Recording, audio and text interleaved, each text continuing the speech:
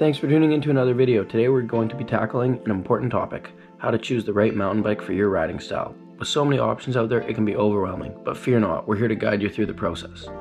Let's start with the basics. There are two main categories of mountain bikes, hardtails and full suspensions. Hardtails only have suspension in the front. This makes the bike simpler and less expensive.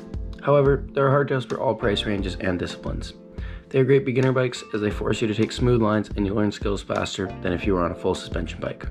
Hardtails offer better value since there is no rear suspension. As the name implies, full suspension bikes have suspension on the front and back wheels of the bike. They offer a smoother ride and provide more traction. However, they are more expensive and complex compared to hardtails. Now let's talk about the different disciplines of mountain biking. This is where it gets more challenging on making a decision of what bike to get, since there are four main categories. The categories are cross-country, trail, enduro, and downhill. The biggest factor to take into account when choosing which type of bike to get is the local terrain. Having a bike with too much travel can numb the trail and makes the experience less enjoyable. However, having a bike with not enough travel can limit yourself by the lack of capability required. Cross-country, or XC bikes, are derived from cross-country racing, where riders race around a track that includes climbs and descents. As a result, they are extremely good at climbing, since it is easier to make up time on the climbs. They come in both hardtails and full suspension. They feature geometry optimized for climbing efficiency and typically have 100 millimeters of suspension travel.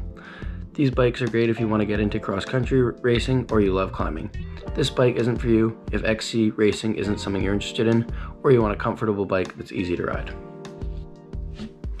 Trail bikes are the most common type of mountain bike, and I would recommend it if you aren't sure what category fits you. They feature geometry in the middle of a cross-country bike and enduro bike. This means that they can descend much better than a cross-country bike, but it still climbs well. They offer the most versatile ride, keeping climbing fun while also being capable of taking on the majority of descents. And with the right rider, they can get down anything. The travel on trail bikes ranges from 120 to 150 millimeters. This is the bike for the rider who wants to do a bit of every kind of riding. It's the great all-rounder and perfect if you're new to the sport and haven't found your riding style. Skip this bike if you want to race XC, enduro, or downhill, or ride one specific type of riding.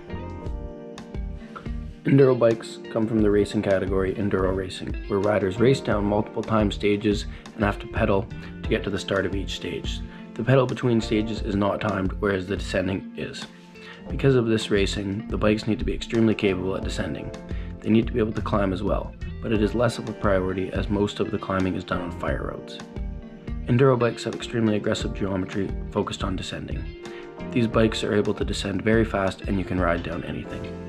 The typical suspension ranges from 160 to 180 millimeters. All mountain and freeride bikes are a dying category that I'm going to lump into the same category as enduro bikes, since they are effectively the same thing. Enduro bikes are for the rider who wants to be able to ride any descent with nothing stopping them, no matter what they run into, but still want to be able to pedal back up to the top. Skip this bike if your local riding is mellow or you prioritize climbing efficiency. Downhill bikes are designed specifically for going downhill. They only have hard gears and cannot be pedaled uphill. They feature extremely aggressive geometry to maximize descending capability and speed.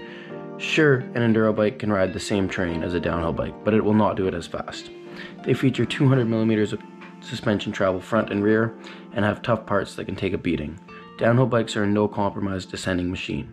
These bikes should only be for the rider living near a lift access bike park or shuttle roads and are interested in riding downhill.